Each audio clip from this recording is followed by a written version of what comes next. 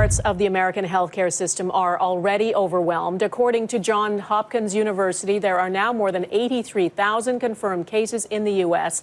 That is the most in the world, and more than 1,200 Americans have now died. The pandemic has shut down large parts of that country's economy. A record 3.3 million Americans filed unemployment claims last week. That's nearly 5 times the previous record. New York State is the epicenter, and it is clear now political leaders there waited too long to take decisive action to limit the spread. Jackson Proskow reports. New York's hospitals are already past the breaking point. 9/11 was nothing compared to this. They just keep coming. And they're all ages. Don't delude yourself into thinking only the old will die. Doctors and nurses overcome by the sheer number of coronavirus patients as the epidemic ravages America's largest city. Hell, biblical. I kid you not. At Elmhurst Hospital, where 13 patients died in a single day, the line for coronavirus tests stretches around the block. They all have COVID. The New York Times obtained video from inside, where staff are underprotected and overwhelmed. A refrigerated truck has been brought in to store bodies. The frustrating thing about all of this is it really just feels like it's too little too late. Like we knew it was coming. At other hospitals, nurses wear garbage bags as gowns as supplies of protective equipment run low. Tents have been set up to serve as makeshift morgues. Almost any scenario that is realistic will overwhelm the capacity of the current healthcare system. The state's governor continues to plead for more ventilators and supplies from the federal government, but there's stiff competition. The problem isn't just that the cases are growing every day, it is that they're growing rapidly every day. New Orleans could run out of ventilators within a week.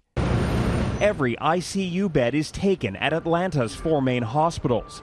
The stress on the system from COVID-19 now risks the lives of other critically ill patients. If they're unable to, because the system is otherwise overloaded, there will be an increase in morbidity, an increase in deaths. The White House is now working on a plan to categorize various states as high, medium, or low risk in an effort to reopen parts of the country. The unintended consequence of that, though, is that one state may now discriminate against residents from another. We're already seeing it happen. Rhode Island says it will pull over New Yorkers, and Texas says it will force people from New York and New Jersey into quarantine. Donna? Jackson Proskow in Washington. Thanks. In this pandemic, Italy still has the highest death toll. More than 8,000 people have died there. Spain is second, more than 4,000 lives lost in that country. About 14% of those infected in those countries are healthcare workers. Doctors and nurses are among the dead. As Crystal Goomansingh reports, the scale of all of this is hard to grasp. It is the most grim of deliveries. Truck after truck dropping off bodies at an Olympic-sized ice rink turned morgue. In Spain, more than 4,000 people have died, and many more lives are on the line. Spain's King Felipe toured a new military hospital. He hopes it will ease the heroic and intense daily battle being waged by doctors and nurses. A battle shared by those in Italy. Despite the situation in Spain, Italy is still the epicenter of the European outbreak. Infections surged again, and police in Rome ramped up spot checks. Fines for breaking the lockdown went up to 4,000 euros. This virus is very dangerous. If you remember, we have been saying for more than 2 months now, this virus is public enemy number 1. That enemy is still spreading daily. We must look out for each other. We must pull each other through this. Because if there's one thing that is more contagious than this virus, it is love and compassion. Compassion also means financial support.